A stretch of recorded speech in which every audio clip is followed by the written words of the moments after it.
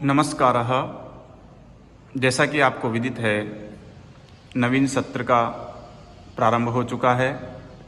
मैं मनमोहन शर्मा, सहायक आचार्य विषय संस्कृत, राजकीय बिरला स्नातकोत्तर महाविद्यालय भवानी मंडी, आज बीए प्रथम वर्ष के पाठ्यक्रम में संस्कृत व्याकरण का सामान्य परिचय इस प्रकरण पर आपको व्याख्यान देने जा रहा हूँ। संस्कृत व्याकरण दुनिया की सर्वाधिक वैज्ञानिक व्याकरण मानी जाती है। इसके सर्वप्रथम मान्य आचार्य भगवान पाणिनि को माना गया है, जिन्होंने भगवान शिव की तपस्या करके माहेश्वर सूत्रों को प्राप्त किया था। आचार्य पाणिनि ने अष्टाध्यायी नामक ग्रंथ की रचना की। यह ग्रंथ संस्कृत व्याकरण का सर्वमान्य ग्रंथ है। अष्टाध्यायी में कुल 8 अध्याय हैं तथा प्रत्येक अध्याय में 4-4 पाद हैं तथा उन पादों में भी व्याकरण के नियमों को बताने के लिए आचार्य ने सूत्र कहे हैं। आचार्य ने सूत्रों की रचना की, इसलिए आचार्य पाणिनि को सूत्रकार कहा जाता है। कहते हैं कि आचार्य पाणिनि का जन्म वर्तमान पाकिस्तान में जो लाहौर है वहाँ पर हुआ था। लाहौर नाम के किसी ग्राम में हुआ था। इनकी माता का नाम दाक्षी था, अतः इन्हें दाक्षी पुत्र भी कहा जाता है। आचार्य पाणिनि के बाद में महर्षि कात्यायन हुए। महर्षि कात्यायन ने सूत्रों में रह गई कमियों को अथवा समय के साथ होने वाले परिवर्तनों को देखते हुए कुछ सूत्रों पर टिप्पणियां लिखी। उन टिप्पणियों को ही वार्तिक कहा जाता है।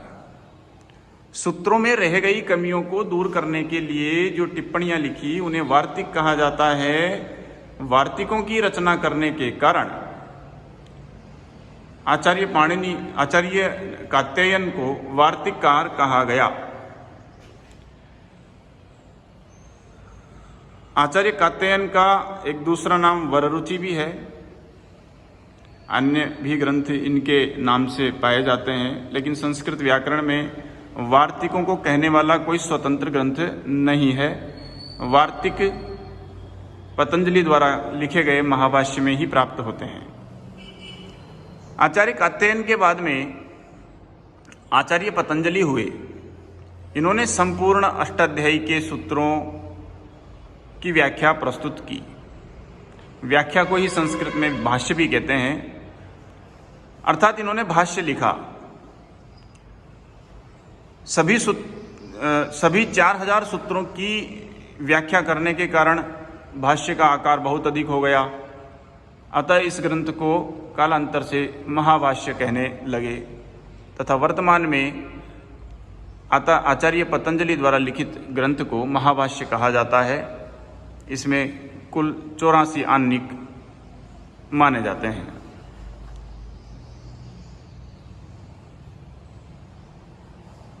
उक्त तीनों आचार्य संस्कृत व्याकरण के प्रथम आचार्य माने जाते हैं, अर्थात प्रामाणिक आचार्य माने जाते हैं।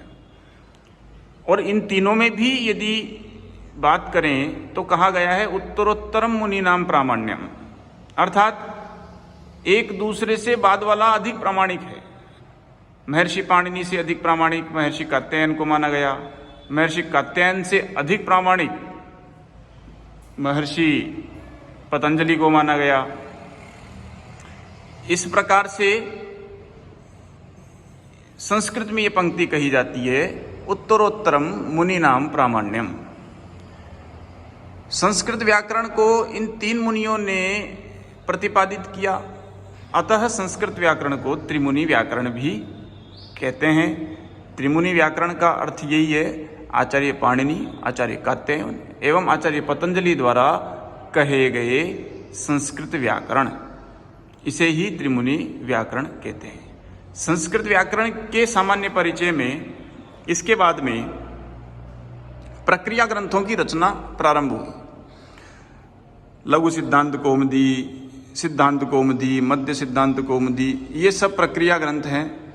इनके बारे में हम कल अध्ययन करेंगे। आज के लिए इतना पर्याप्त है। धन्यवाद।